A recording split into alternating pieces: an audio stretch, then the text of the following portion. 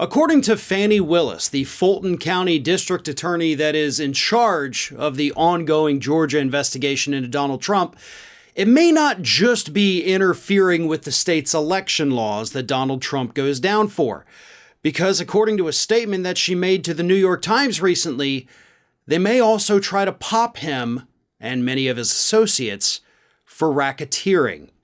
Now, last year, Willis actually brought in a prosecutor who specializes in racketeering. And of course, she has about 9 other prosecutors and agents working on this in addition to the expert in racketeering. But she specifically told the New York Times that is definitely an avenue that is wide open right now.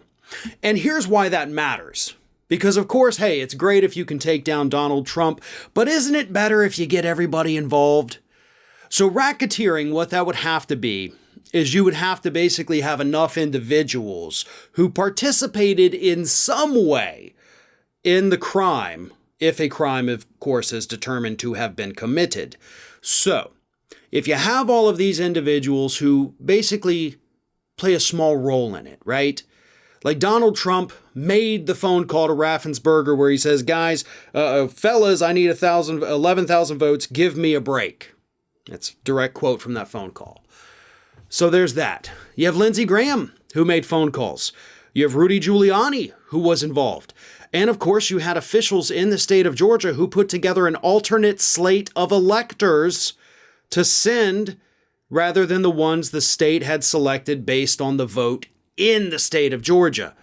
So you've got lots of different people involved in lots of different ways in the attempt to overturn the 2020 election results in the state of Georgia. And of course, rather than going down each individual avenue saying, okay, well, this person, we've got to go pop them on this charge. This one, we got to get them on this charge. If you go the racketeering route, you get to charge everybody with everything because they're all a part of the grand conspiracy and of course, all of the fraud that goes along with that. So it's a much more difficult charge to come up with, by the way. But if you're successful with it, you're going to take down everyone. I think obviously most people are familiar with racketeering through the movie The Dark Knight. You know, where you ended up with that court scene where you had dozens and dozens and dozens of members of the mob that were all going down. I think it was actually hundreds of them. And that's essentially what this would be. Of course, not quite as many players that we know of. I mean, heck, who knows what could happen at this point. But here's the thing.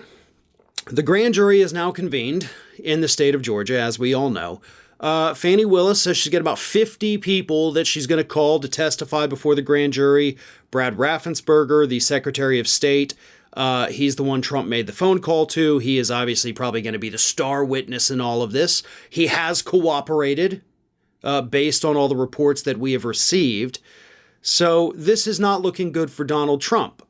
And the reason I say that is because, sure, we've had relative silence from the state of Georgia in recent months. But apparently that was by design. See, the prosecutor did not want to go hard with this investigation until after Georgia's primaries. Because obviously one of the star witnesses, Brad Raffensperger, was being primaried. So he's facing an election, and Fani Willis, you know, being a good person, she didn't need to do this, but she decided, listen, I don't want to go too hard yet. Obviously, there's an election. I don't want my investigation to influence that. So I'm going to let that kind of simmer for a bit. But once that's done, we're going full throttle. And based on what she told the New York Times this past week, it does seem that they are, in fact, going pedal to the metal. And they're trying to get Trump and all of his associates on every possible charge. Things may have stalled in New York, but they're picking up steam in the state of Georgia. So it's kind of that, you know, when one door closes, another one opens. And so far, Georgia might be the biggest open door to actually sending Donald Trump to jail.